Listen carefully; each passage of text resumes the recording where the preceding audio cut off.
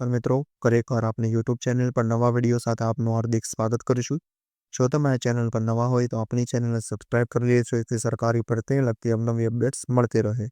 અને જો તમે આપણા વોટ્સએપ ગ્રુપમાં ન જોડાયા હોય તો તેની લિંક ડિસ્ક્રિપ્શનમાં આપેલી છે, જેમાં ક્લાસ 3ની લગતી ભરતીઓ તે ઉપરાંત શિક્ષક ભરતી અને આંગણવાડી ભરતી માટે જે અલગ અલગ લિંક આપેલી છે જેનાથી તમે જોડાઈ શકો છો।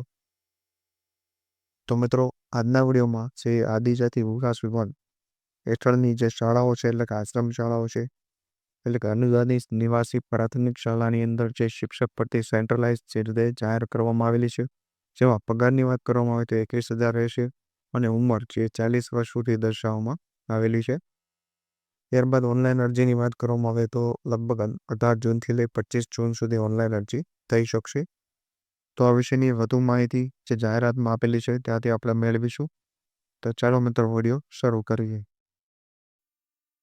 તો મિત્રો, સૌપ્રથમ તમે જોઈ શકો છો અનુદાનિત નિવાસી પ્રાથમિક શાળાઓ આશ્રમ શાળાઓ માટે જે ભરતી છે માસિક ફિક્સ જે મહેનતાણું 21,000 રહેશે, વયમર્યાદા 40 વર્ષની દર્શાવેલી છે।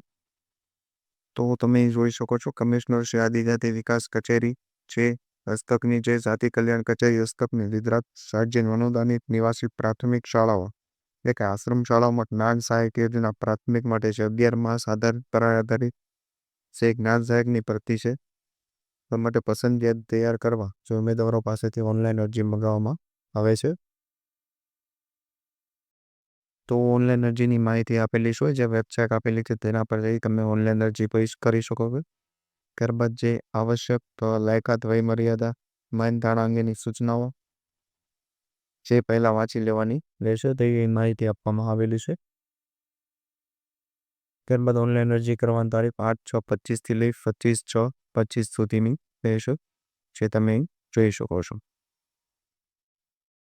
તો અહીં તમે જોઈ શકો છો કે આ પ્રાથમિક અનુદાનિત નિવાસી પ્રાથમિક આશ્રમ શાળાઓ છે, તો એની અંદર જે જ્ઞાન સહાયક એટલે 11 માસ માટે કરાર આધારિત ભરતી છે, તો તે માટે તમે એલિજિબલ હોય તો અરજી કરી ને જે નોકરી મેળવી શકો છો। તો આ વિશેની જે PDF ત્યારબાદ અન્ય માહિતી તમને આપણા વોટ્સએપ ગ્રુપ પરથી મળતી રહેશે, તો ત્યાં તમે જોડાઈ શકો છો। તો આજના વિડીયોમાં બસ આટલું જ, ફરી મળીશું નવી માહિતી સાથે।